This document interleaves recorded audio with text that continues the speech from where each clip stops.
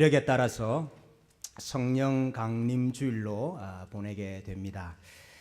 예수님께서 십자가의 죽으심은 유월절 어린 양의 희생이셨지요.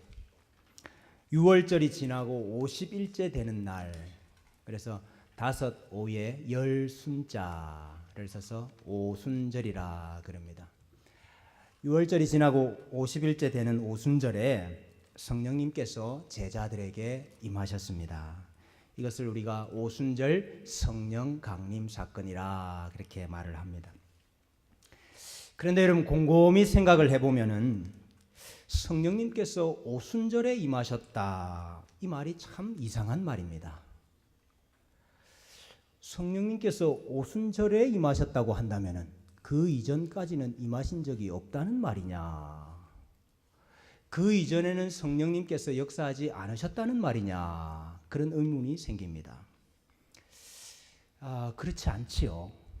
성령님께서 사실은 창조 때부터 역사하지 않으셨습니까? 여호와의 신은 수면에 운행하시니라. 성령 하나님이 창조에도 관여를 하셨거든요. 욥은 말하기를 하나님의 신이 나를 지으셨고 전능자의 기운이 나를 살리시느니라, 그렇게 고백을 하고 있습니다.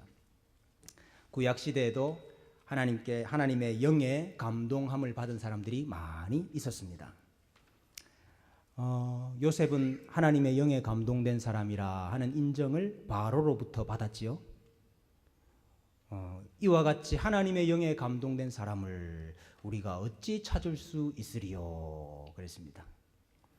부살렐과 오홀리압에게 성령 하나님께서 임하셔서 여러 가지 재주로 성막을 만드시도록 하셨지요. 성령 하나님이 일하신 것입니다.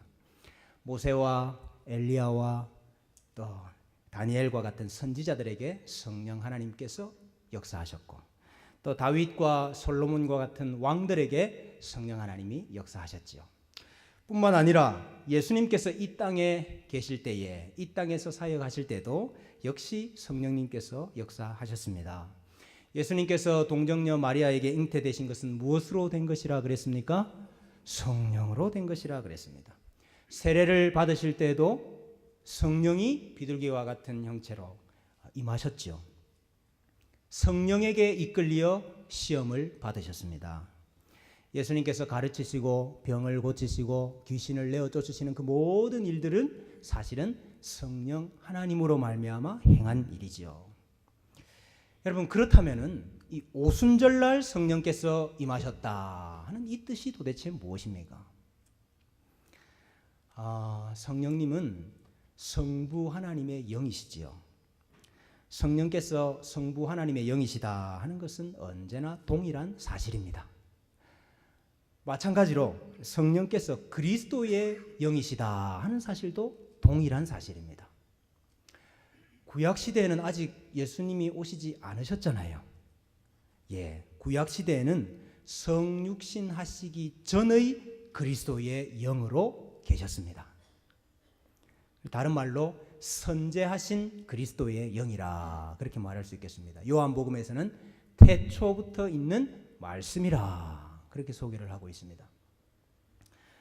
그래서 구약시대 성령님은 오실 그리스도, 오실 메시아를 증거하고 예표하는 일을 주로 하셨더랬습니다.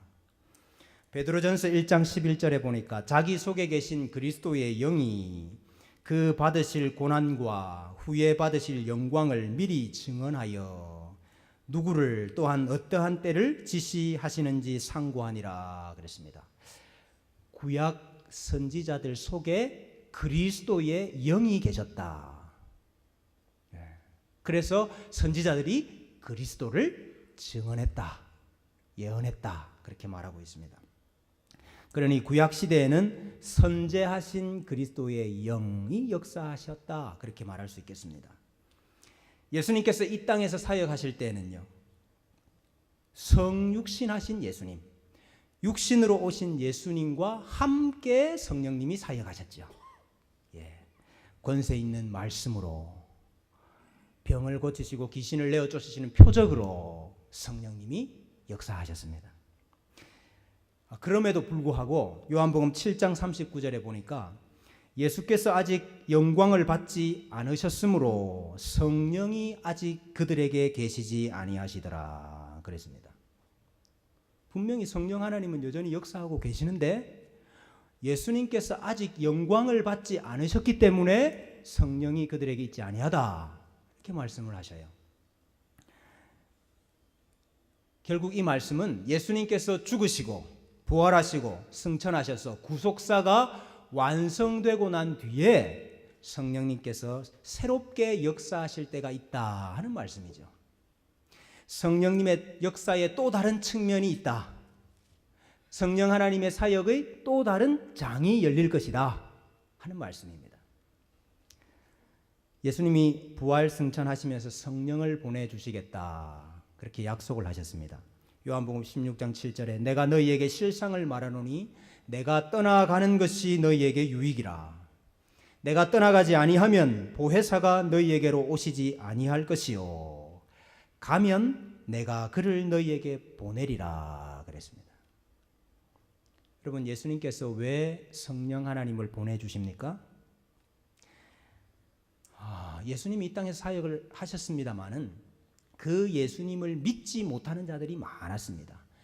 예수님이 정말 구약에서 예언한 오리라 하신 메시아라 그리스도라 하는 이 사실을 믿지 못하는 자들이 많았습니다. 특히 본래 자기 백성들 가운데, 본래 자기 언약 백성들 가운데 이것을 믿지 못하는 자들이 많이 있었습니다. 예수님은 성령님을 보내셔서 그들에게 다시 한번 기회를 주시는 것입니다. 다시 한번 예수가 그리스도라 하는 이 사실을 믿을 수 있는 기회를 주시는 것입니다.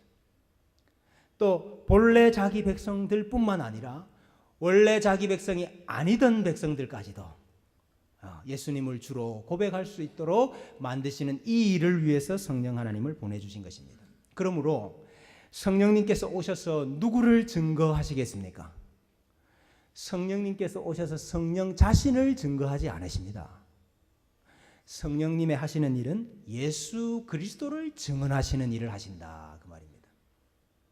요한복음 15장 26절에 내가 아버지께로부터 너희에게 보낼 보혜사 곧 아버지께로부터 나오시는 진리의 성령이 오실 때에 그가 나를 증언하실 것이요. 성령 하나님이 오시면 뭐 하십니까? 그가 나를 증언하실 것이요. 예수님을 증언한다. 요한복음 16장 13절 그러나 진리의 성령이 오시면 그가 너희를 모든 진리 가운데로 인도하시리라 그랬습니다. 그래서 여러분 실제로 오순절날 성령 강림 있은 후에 성령 받은 베드로가 한 일이 무엇입니까? 성령 받은 베드로가 한 일이 무엇입니까? 설교했지요. 그 설교의 요지가 무엇이지요? 너희가 십자가에 못 박은 예수 바로 그분이 그리스도라 하는 것 이야기한 것입니다. 그랬더니 수많은 유대인들이 세계 각국에 흩어져 있던 유대인들이 오순절이라고 모인 그 유대인들이 다 마음의 찔림을 받고 회개하고 예수를 믿었습니다. 성령 하나님께서 오셔서 한 일이 뭡니까? 예수님을 증언함으로 예수 믿게 했다 이 말입니다. 사도행전을 보십시오. 성령 받은 사도들이 나가서 다 전한 것이 무엇입니까? 예수는 그리스도라. 오순절날 성령님이 임하신 이유가 무엇이냐? 이 땅에 오셔서 모든 구원의 사역을 완성하시고 이제는 부활 승천하셔서 우리를 다스리고 있는 이 예수님, 그 예수님을 증언하고 믿게 하여서 그 믿는 자들로 새로운 언약 백성 만드시고 하나님 나라의 백성 만드시는 것, 그 일을 위해서 성령 하나님이 오신 것입니다. 결국 우리 오순절 임하신 성령은 부활 승천하신 그리스도의 영이라 이렇게 말할 수 있겠습니다. 예수 그리스도를 증언함으로 새 언약을 성취하시는 사역을 하신다 그렇게 말할 수 있겠습니다. 정리를 한번 해볼까요? 구약 시대든지 예수님 시대든지 그 이후 신약 교회 시대든지 성령 하나님이 성부 하나님의 영이다 하는 것은 다 동일하지요. 또 그리스도의 영이다 하는 것도 다 동일합니다. 그런데 구약 시대에는 선재하신 그리스도의 영이시고 예수님 당시에는 성육신하신 그리스도의 영으로 역사하셨고 이제 신약 교회 시대에는 부활 승천하신 그리스도의 영으로 이 땅에 오셨고 사역하시는 것이죠. 구약 시대에는 새 언약의 이 약속을 예표하고 증거하는 사역을 하셨고 예수님과 함께 새 언약의 중보의 사역을 하셨고 이제 새 언약을 성취하시는 이 사역을 우리 신약 교회 이후 시대에 지금까지 계속 하시고 계시는 것입니다. 네, 이제 됐습니다. 그런데 우리가 종종 이 오순절 성령 강림의 의의를 오해할 때가 많이 있습니다. 어떻게 오해를 하는가 하니까 우리가 예수 믿고 세례받고 난 뒤에 또다시 성령으로 세례를 받아야 된다 이렇게 오해할 때가 많이 있습니다. 제자들이 성령 받기 전에는 똑바로 못했지 않느냐, 성령 받고 난 다음에 제대로 했지 않느냐, 그럼 우리가 예수 믿고 난 다음에 성령을 또다시 받아야 이제 뜨거운 신앙생활을 하고 제대로 신앙생활을 할 수 있다. 그래서 이것을 성령 세례라 혹은 제2의 은혜라 혹은 제2의 축복이라 이렇게 이야기를 합니다. 그래서 이런 획기적인 성령 체험이 있어야 된다 이렇게 말을 하죠. 그도 그럴 것이 사도행전 1장 5절에 보면은 요한은 물로 세례를 베풀었으나 너희는 몇 날이 못되어 성령으로 세례를 받으리라 그러셨거든요. 그러니까 봐라, 세례 받고 난 뒤에 또다시 성령으로 세례 받는 게 있지 않느냐 이렇게 이야기를 합니다. 또 실제로 성경에 보니까 믿는다고 하는 사람들, 우리가 볼 때는 예수 믿는 것 같은 사람들, 믿는 사람들, 하나님 알고 하나님 경외하는 사람들이 세례 받는, 성령으로 세례 받는 것이 나오더라 이거예요. 신약 성경에 4번 나옵니다. 4번 있더라 이거예요. 그러니까 이런 걸 보면은 예수 믿고 난 다음에도 성령 다시 받아야 되는 거 아니냐 이렇게 주장을 할 수 있습니다. 그런데 여러분 사도행전 19장에 보면은 이 바울이 에베소에 들렀을 때에 에베소에 있는 제자들을 만납니다. 그래서 제자들에게 묻습니다. 너희가 믿을 때에 성령을 받았느냐 물어요. 이 제자들이 우리는 성령이 있음도 들어보지도 못했습니다 그래요.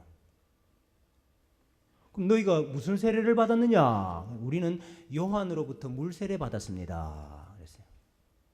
그랬더니 바울이 요한이 회개의 세례를 너희에게 베풀면서 내 뒤에 오시는 분이 있다고 안 그랬느냐? 그래, 세례 요한 뒤에 오시는 분이 바로 예수님이다. 너희 예수 믿어야 된다. 그것을 전했을 때에 그 제자들이 예수의 이름으로 세례를 받았습니다. 그랬더니 성령이 그들에게 임하셨다 그렇게 되어 있어요. 여러분 여기 지금 사도행전 19장의 에베소에 있는 제자들, 그 제자들이 오늘과 우리와 같은 개념의 제자들입니까?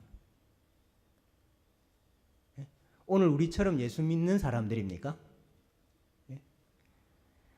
여러분 우리와 같은 개념의 예수 믿는 사람이 아니죠 아직. 이분들은 세례 요한의 세례만 알고 있었던 분입니다. 아직 성령님이 오셨다는 사실도 모르는 분들이에요. 요한의 물세례라는 것은 임박한 하나님의 나라, 그 하나님의 구원을 예비하는 회개의 세례였죠.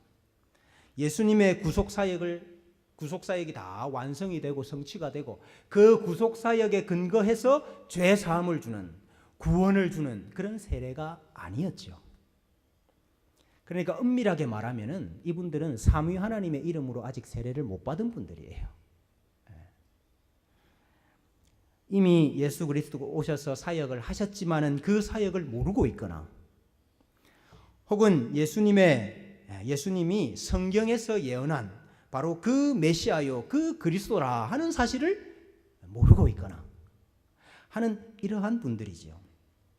그래서 예수님이 그리스도라 하는 이 사실을 깨닫게 했을 때에 그 사실을 믿을 때에 성령께서 임하신 것입니다. 예수 그리스도를 믿는 것과 성령의 임하심이 붙어 있더라 이 말입니다. 여러분 사도행전 10장에도 고넬료 사건도 마찬가지죠.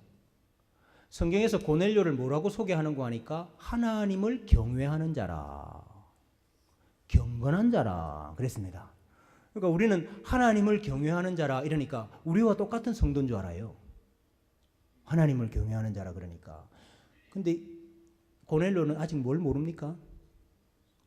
예수님이 그리스도라는 걸 모르는 분이에요. 아직 성령 임하셨다는 사실을 모르는 분이라 이 말이에요. 그러니까 고넬료는 아직까지 구약 시대를 사는 성도입니다. 하나님을 경외하고 경건한 사람이지만은 사실은 아직까지 구약 시대에 속한 성도라 이 말이에요. 옛 언약에 속한 성도라 이 말입니다. 그래서 베드로가 가서 예수를 그리스도라 전하니까 그 사실 믿으니까 성령이 임하시잖아요. 예수 믿는 것과 성령 임함이 붙어 있죠. 그러니까 성경이 믿고 난 다음에 성령을 또다시 받아야 된다 이것을 가르치는 것이 아니고 오히려 예수 그리스도를 믿을 때에 성령 받는다. 예수 그리스도를 믿을 때에 성령 받는다 하는 것을 가르쳐주고 있더라 이 말입니다. 여러분 지금 우리는 어떻습니까? 우리가 예수 그리스도를 주로 고백하고 회개하고 다 세례를 받았는데 우리 세례 받고 난 다음에 성령으로 다시 세례를 받아야 됩니까? 우리 성령 다시 받아야 되는 것입니까? 여러분 오히려 그 반대입니다. 반대. 성령께서 우리 마음에 이미 오셨기 때문에 우리가 예수님을 주라 그리스도라 이렇게 고백할 수 있게 된 것입니다. 성령께서 이미 오셨기 때문에 우리가 예수를 고백할 수 있다 이 말이죠. 고린도전서 12장 3절에 성령으로 아니하고는 누구든지 예수를 주시라 할 수 없느니라. 성령으로 아니하고는 누구든지 예수를 주시라 할 수 없느니라. 성령께서 성경을 통해서 성경도 성령 하나님이 예수 그리스도 소개하려고 기록하신 거잖아요. 성령께서 자신이 기록하신 성경 말씀을 통해서 사역자들을 통해서 우리 마음에 예수 그리스도를 증거해 주시고 우리의 마음을 감동시키셔서 믿게 하시고 그 예수 그리스도를 주라 고백하게 하시고 내가 죄인이라는 사실을 깨닫게 하시고 예수님으로 말미암아 하나님을 아버지라 부르게 하시고 여러분 이 모든 것이 성령 하나님으로 말미암아 일어난 일이라 이 말입니다. 그러니 성령 받은 사람만이 믿고 세례받고 예수 믿는 사람이 되는 것입니다. 우리가 예수님을 영접할 때에 이미 성령 받은 것이고 내적으로 성령을 받은 것이고 내가 성령 받은 사람이라 내가 예수 믿는 사람이라는 것을 외적으로 인치는 것이 물세례인 것입니다. 그래서 우리가 세례받을 때 다 성부와 성자와 성령의 이름으로 세례받은 거 아닙니까?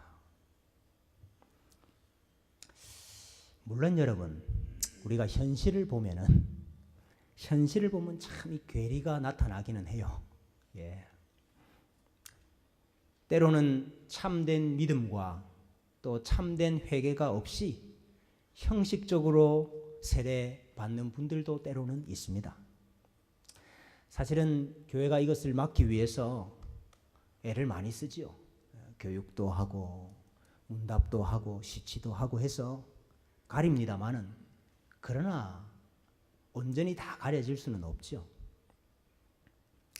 때로는 자기가 하고 있는 믿음 생활, 신앙 생활이 자기 마음에도 안 드는 경우가 많이 있습니다. 성령의 은혜를 누리지를 못하고 영적으로 얼마나 피폐한 삶을 사는 그런 경우가 많이 있습니까? 그러니 우리가 성령을 받아야 된다. 성령 충만해야 된다.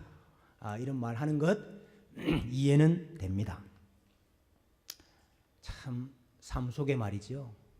성령 하나님이 계신다 하는 것 전혀 인지하지 못하고 내 삶을 성령 하나님이 인도하신다 이거 전혀 인지하지 못하고 이렇게 사는 분들을 보면은 야, 저 진짜 예수 믿는 사람이 맞나? 진짜 성령 받은 분이 맞나? 여러분 우리가 때로는 이런 의구심이 들기도 하죠. 그래서 그런 분들에게 바로 이 충격 요법을 주는 거죠. 성령 받아야 된다. 성령으로 충만해야 된다. 그래서 성도를 각성을 시키고 은혜를 사모하게 만들고 갈망하게 만들고 추구하게 만드는 그런 또 장점은 있다 할 수 있습니다. 그러나 여러분 이 피해와 혼란도 만만치가 않습니다. 믿는 것과 성령 받는 것을 나누는 거예요. 믿는 것과 성령 받는 것을 나누니까 우리 교회 성도 중에 두 부류의 성도가 생기는 거죠. 그냥 믿고만 있는 성도가 있고 믿은 뒤에 성령 받은 성도가 있는 거예요. 그걸 딱 나누는 거예요. 여기에서 뭐가 생기느냐? 여기에서 영적인 엘리트주의가 생깁니다. 너는 믿기만 하지? 나는 성령 받았다. 이게 생기는 거예요. 그러니까 여러분 보통 이 성령 세례를 주장하시는 분들이 영적으로 교만한 분들이 많아요. 영적으로 교만한 분들이. 왜? 그렇게 있는 자와 없는 자를 나누니까. 또 여러분 성령 받았다 하는 이것을 경험으로 획일화를 시켜요. 경험으로 획일화를 시켜. 여러분 제가 보니까 성경에 나오지도 않는데 성령 받은 사람에게는 이런 현상이 나타난다. 이런 현상이 있어야 성령 받은 것이다. 그럼 뭐 이상한 소리를 해야 되고 뭐 병이 나아야 되고 뭐 어떤 교회는 막 웃음이 나야 된다 그러대요. 그런 교회 있습니다. 성령 받으면 웃음이 난대요. 그거를 자기들은 거룩한 웃음이라 합니다. 1996년 토론토 블레싱이 바로 그거죠. 성령 받으면 웃음이 나. 그래가지고 다 성도들이 막 배를 잡고 웃고 있어요. 막 웃고 있어요. 웃다가 막 넘어지고 막. 그러면 성령 받은 거래요. 마치 성령께서 그러한 현상으로만 나타나시기 때문에 그러한 현상이 없으면 성령 받은 것이 아니다. 그렇게 말하는 아주 잘못된 거죠. 여러분 또 이 어떤 극적인 성령 체험을 하고 나면은 이제는 그 성령 받기 이전의 나와는 전혀 달라졌다. 이렇게 생각하는. 극적인 성령 체험을 하고 나면은 이제 그 전의 나와는 다르다. 내가. 그래서 마치 나는 죄인이 아닌 것처럼 착각을 해요.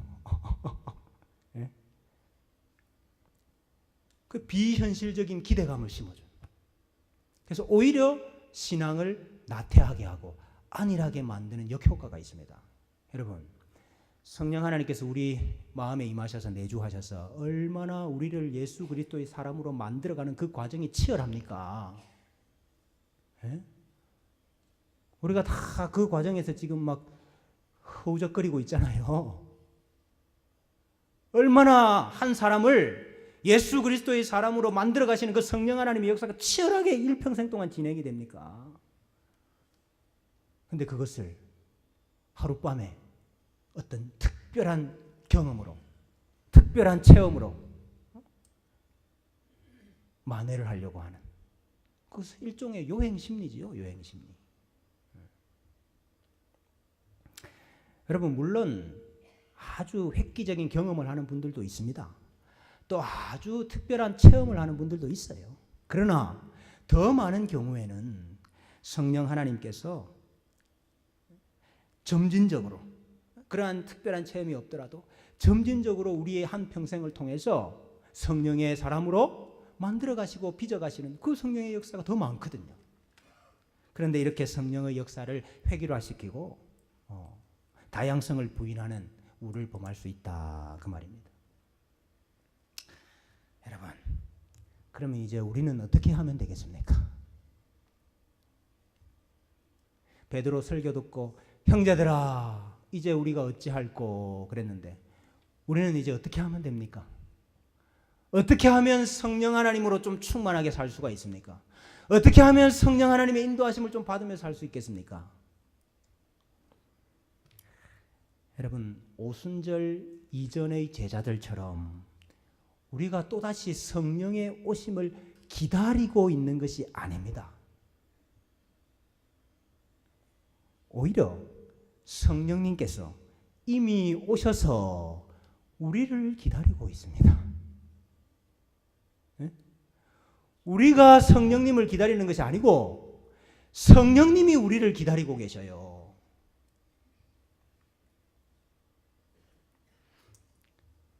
여러분, 그렇기 때문에 성령님이 다시 우리에게 임하셔야 되는 것이 아니고 우리가 성령님께로 돌아가야 됩니다. 우리가 성령님께로 돌아가야 됩니다.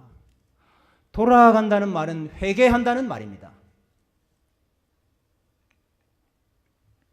우리가 예수 믿을 때에 성령 하나님이 우리 마음속에 다 오셔서 내주하시고 계신데 여러분은 우리에게 내주하시는 우리 마음에 내주하시는 성령님과 매일매일 하루하루 함께 사십니까? 아침에 일어나면은 오늘 내가 무슨 일을 해야 된다, 누구를 만나야 된다, 그 계획은 우리의 머릿속에 가득하지만은 성령님 오늘 하루를 나를 어떻게 인도하시렵니까? 성령님을 사모하면서 사세요, 여러분. 우리 삶 전체가 성령 하나님이 주장하시는, 성령 하나님이 다스리시는 그런 삶이 되어야 되는데 육신의 정욕과 안목의 정욕과 이생의 자랑을 쫓아서 그거 따라 살다 보니까 우리가 우리 속에 계신 성령님을 얼마나 많이 근심케 합니까?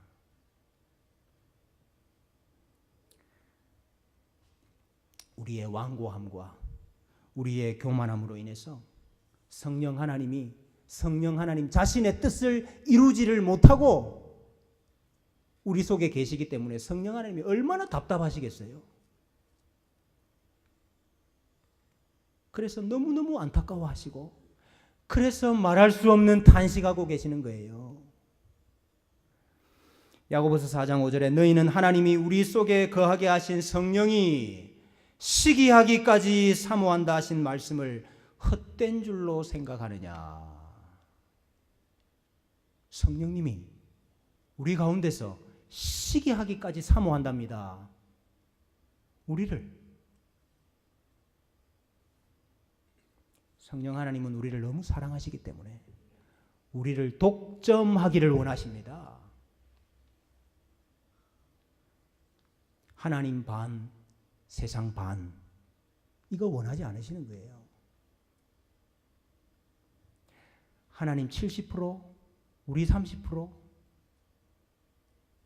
하나님이 일하십니다 90%, 내가 일합니다 10%, 이거 원하지 않으신다 이 말입니다. 성령 하나님은 온전히 우리를 주장하시고 다스리시기를 원하셔요. 온전히 성령 하나님의 뜻만이 우리를 통해서 드러나기를 원하신다 이 말입니다. 왜 성령께서 우리를 온전히 다스리지 못하는지 아십니까? 여전히 우리가 우리 삶의 주인 노릇을 하고 있기 때문에 그렇습니다. 여전히 우리가 우리 삶의 주인 노릇을 하고 있기 때문에 성령께서 우리 삶의 주인이 못 되고 계신다 이 말입니다. 여러분, 우리가 세례의 의미를 다시 회복해야 됩니다. 여러분, 우리 세례 받을 때 다 성령 하나님 임하셨거든요. 세례의 의미를 다시 회복을 해야 돼요. 세례의 의미가 무엇입니까? 옛자, 옛 죄인, 나는 예수 그리스도와 함께 죽었다. 이게 여러분 세례의 1차적인 의미 아닙니까? 옛 사람은 죽고 이제 내가 사는 것은 내가 사는 것이 아니고 그리스도께서 사신다. 여러분, 이거 우리 인생에서 다시 회복해야 됩니다. 그래야 성령으로 충만합니다.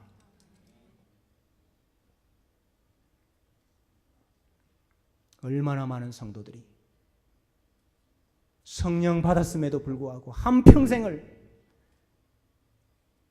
이 마음의 완고함과 이 마음의 강팍함과 이 마음의 교만으로 말미암아서 얼마나 성령을 거스르고 성령을 근심시키면서 사는지 모릅니다. 참, 그럼에도 불구하고 성령님께서 한순간도 우리를 떠나시지 않으시는 걸 보면 참 주의 은혜입니다. 에? 내가 성령님이랑 벌써 떠났을 건데 그렇게 성령을 거스르고 성령을 근심케 하고 함에도 불구하고 성령 하나님이 떠나지 아니하시고 우리 가운데 내주하신다는 사실이 참으로 은혜입니다. 베드로후서 3장 15절에 또 우리 주의 오래 참으심이 구원이 될 줄로 여기라. 맞아요. 우리 주님의 오래 참으심이 우리에게 구원이 되는 거죠. 우리가 이 성령님의 오래 참으심으로 말미암아 다 구원에 이룰 줄로 믿습니다마는 우리가 회개하고 돌이켜야 됩니다. 회개하고 돌이켜야 됩니다. 옛자 이 죄인을 성령께서 깨뜨리셔야 돼요. 여러분, 뭐로 깨뜨리실까요? 뭐로? 말씀으로 깨뜨리셔요. 그래서 하나님의 말씀을 성령의 검이라 그러는 거예요.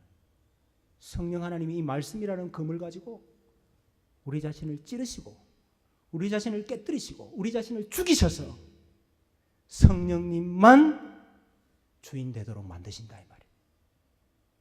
그러므로 여러분, 성령님은 말씀을 통해서 역사하시고 성령 충만이라는 것은 말씀 충만인 것입니다. 여러분, 이제 우리는 오순절 이전의 제자들처럼 성령님이 오시기를 기다리는 사람들이 아니라 여러분, 이제는 오신 성령님께로 돌아가야 되는 사람들인 것을 믿으시기를 바랍니다. 우리 가운데 와 계신 성령님, 얼마나 우리가 외면한 적이 많습니까? 얼마나 무한하게 한 적이 많습니까? 여러분, 이거 우리 다 회개해야 될 줄로 믿습니다. 우리 속에 거하게 하신 성령이 시기하기까지 사모한다 그랬습니다. 우리 속에 계신 성령이 말할 수 없는 탄식으로 우리를 위하여 간구하신다고 그랬습니다. 하나님께서 오늘 우리에게 회개의 영을 부어주시기를 원합니다. 여러분, 우리가 성령님만을 따라 살고 성령님만으로 행하는 자들이 되어야 되는데 늘 나 자신을 추구하고 나 자신을 드러내므로 성령님이 가리워지고 성령님이 일하지 못하게 하는 일이 없어야 되겠습니다.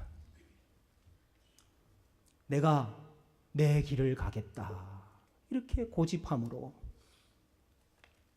성령 하나님의 인도하시는 길을 따라가지 못하는 그런 일이 우리 가운데 없어야 되겠습니다. 여러분, 기도하지 않고 일이 가능합니까? 간구하지 않고 일이 가능합니까? 성령님 사모하고 추구하지 않고 일이 가능합니까? 불가능합니다. 우리 주님의 교회 성도님들, 기도하고 간구하고 성령님을 찾고 바라고 소망함으로 성령님과 동행하시고 성령님으로 충만한 삶을 사시는 복된 백성들 되시기를 주님의 이름으로 축원합니다.